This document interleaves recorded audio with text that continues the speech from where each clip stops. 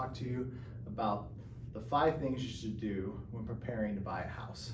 So the first 2 kind of go hand in hand. You're gonna look at your credit and think, what things can I do to improve my credit? Do I pay off certain credit cards? Do I open new lines of credit to get an improved credit score?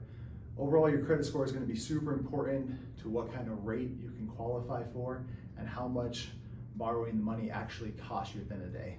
The lower your credit score, the higher interest rate you're going to get because the bank's going to look at you as a risk. So we want to look at your credit, tell you things you can do to improve your credit. That may take 1 month, that may take 6 months, may take a year, but that's something you can start preparing and planning for. The next number 2 item that I would say for you to do is think about saving up for your down payment.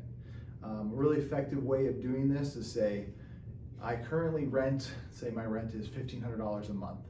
If I went and bought a home, my mortgage payment's gonna be $2,000 a month.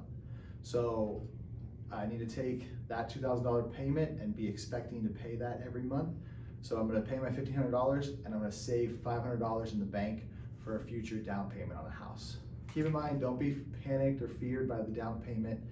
Average down payment with a conventional loan, 3% is allowable. FHA is 3.5%.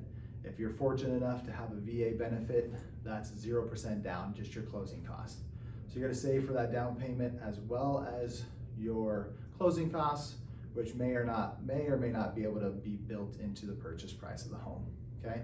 Then the next 2 things also kind of go hand in hand. And that's first, most importantly, one of my favorite topics, picking a good real estate agent.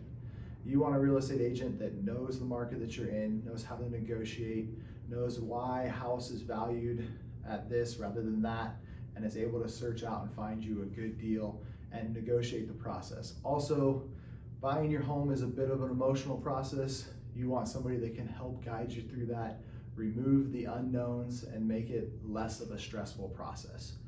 The other part is getting pre-approved. So step number 4, getting pre-approved by a mortgage lender.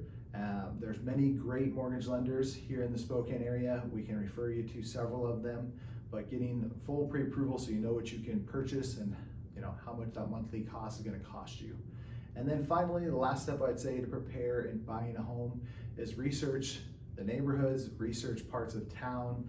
I want to live in this area of town because there's nice shopping. I want to live over here because there's good schools. I want to live in this place because I can have close access to recreation and trails and parks and hiking. So those are the 5 things I would encourage you to do. Pay attention to your credit, save for down payment, pick a real estate agent, get pre-approved, and then decide what location you want to live in. Those are the 5 most important things.